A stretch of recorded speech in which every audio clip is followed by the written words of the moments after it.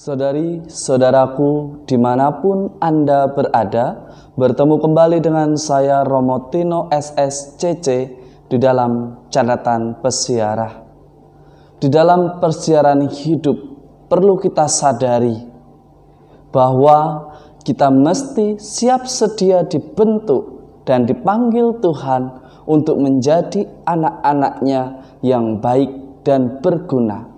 Dan untuk sampai pada pribadi yang berkualitas dan berguna, kita mesti siap sakit, siap terlukai demi sebuah kebaikan. Sebelum kita mendengarkan permenungan dari catatan pesiarah, marilah kita membuat tanda kemenangan Kristus dalam nama Bapa dan Putera dan Roh Kudus. Amin. Allah Bapa, cahaya kebenaran sejati, terima kasih karena Engkau telah menerangi hati kami. Jadikanlah kami anak-anak-Mu yang layak dan pantas untuk mengikut Putra-Mu Tuhan kami Yesus Kristus. Dan ajarilah kami untuk dengan sabar dan bijaksana menapaki persiaran hidup kami demi Kristus pengantara kami. Amin. Saudari-saudaraku, dimanapun Anda berada, selamat pagi. Tuhan memberkati kita semua. Di dalam bacaan pertama dari kitab Nubuat Nabi Yehezkiel, kita mendengarkan bagaimana Allah tetap setia, Allah tetap mau memperhatikan umat yang menjadi pilihannya. Meskipun orang-orang yang dipilih kadang kurang setia, kadang mengabaikan apa yang Tuhan sabdakan, tetapi Tuhan mau mereka berubah. Caranya bagaimana? Sebagaimana dinubuatkan di dalam kitab Nabi Yehezkiel, dikatakan bahwa bangsa pilihan akan mengalami pembuangan, dan Allah sendiri yang akan menjemput mereka kembali ketika mereka siap untuk kembali dan menjadi anak-anak Allah. Saudari-saudaraku yang terkasih, seringkali kita mengatakan bahwa di dalam hidup ini ada hukum karma atau kodrat.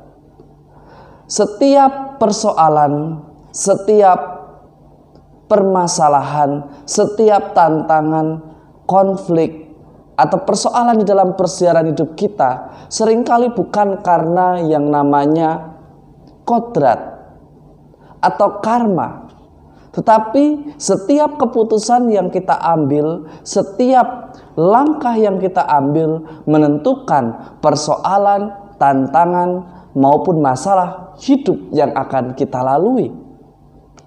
Untuk menjadi murni, kita pun diberikan tantangan untuk memurnikan motivasi kita, untuk menunjukkan bahwa kita benar-benar beriman, bukan beriman yang abal-abal, yang hanya bisa ngomong tentang rohani, yang hanya bisa berbicara tentang hidup beriman, tetapi tidak pernah melakukan hidup iman dan apa yang diimani di dalam kehidupan nyata. Jelas di sini yang mau ditekankan ialah ketika kita mengatakan bahwa kita orang beriman, mestinya kita selalu mendengarkan panggilan Tuhan menjadi pribadi dari hari ke hari, menjadi pribadi yang lebih baik. Berani mengevaluasi, berani mengatakan salah, berani mengatakan benar jika itu benar, dan berani mengevaluasi ketika kita salah mengambil keputusan. Saudari-saudaraku yang terkasih, di dalam bacaan Injil hari ini kita diberikan gambaran tentang perumpamaan kerajaan surga. Kerajaan surga itu seumpama seseorang raja yang mengadakan pesta untuk perkawinan anaknya. Ia mengundang pegawai-pegawainya, ia mengundang orang-orang kepercayaannya, tetapi tidak ada yang peduli. Akhirnya dimusnahkanlah seluruhnya. Dan akhirnya mengundang mereka yang ada di pinggir jalan, mengundang mereka yang sedang tidak ada pekerjaan. Dan ketika datang pun kadang tidak ada sopan santunnya. Beberapa orang atau tamu undangan yang dikisahkan dalam Injil Matius tidak berpakaian pantas, wajar untuk dicampakkan. Lalu apa maknanya bagi hidup kita? makna yang bisa kita tekuni untuk pelajari. Maknanya ialah setiap hari ketika ada lembaran baru, kita diundang oleh Allah untuk menjadi pribadi yang berguna, untuk menjadi pribadi yang mewartakan sabda Allah melalui karya, pelayanan, dan tugas serta tanggung jawab kita, baik di dalam pekerjaan, di dalam perusahaan kita, di dalam hidup menggereja, di dalam tugas kenegaraan, maupun di dalam hidup bermasyarakat. Saudari-saudaraku yang terkasih, jika kita diundang maka berpakaian pantaslah. Jangan kita tidak berpakaian pantas. Jika kita diundang untuk menjadi murid Allah, menjadi anak Allah, maka mestinya kita pun berpakaian pantas dalam artian kita berbuat baik. Jangan kita di depan orang banyak mengatakan bahwa kita memperjuangkan iman kita, tetapi di belakang kita saling menjatuhkan. Tetapi kita tidak pernah mau memaafkan, tetapi kita selalu ingin menang sendiri. Beriman berarti kita mesti berani untuk bersikap rendah hati, bijaksana, seia sekata di dalam ucapan dan perbuatan. Mengenai pakaian pantas, jika kita diundang oleh teman kita, jika kita tidak berpakaian pantas, berarti kita tidak menghargai siapa yang mengundang kita. Jika kita diundang, berpakaianlah yang pantas. Ukurannya apa? Di mana Anda berada, saya berada, kita mesti ikuti budayanya. Jangan kita mengandaikan bahwa dengan pakaian seperti ini dalam budaya saya sudah pantas, tapi dalam budaya mereka belum tentu pantas. Maka ketika kita tinggal, lihatlah, kenalilah budaya yang ada di dalam masyarakat di mana kita tinggal.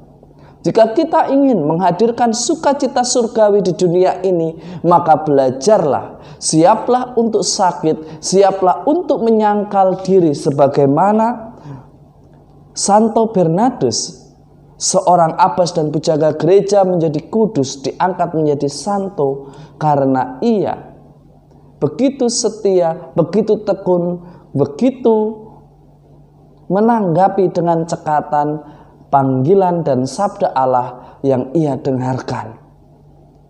Ia menjadi pribadi yang berani menyangkal diri demi kemuliaan Tuhan. Beranikah kita untuk menyangkal diri demi kemuliaan Tuhan, menderita sedikit demi sesuatu yang lebih mulia? Semoga hari ini kita belajar untuk berani sakit tetapi demi kebaikan, berani untuk dimurnikan hatinya agar kita sungguh dipantaskan menjadi orang yang beriman. Semoga berkat Tuhan melindungi dan memberkati kita sekalian dalam nama Bapa dan Putera dan Roh Kudus. Amin. Saudari-saudaraku dimanapun Anda berada, sebuah pensil akan bisa digunakan untuk menulis dengan baik jika kita menyerutnya dengan baik pula, sehingga memiliki mata yang tajam. Untuk memiliki mata yang tajam, kejelian di dalam hidup, maka kita harus berani terluka, berani untuk diluruskan, berani untuk dibenarkan agar kita tajam, memiliki mata batin yang kuat dan bertindak bijaksana demi kemuliaan Tuhan.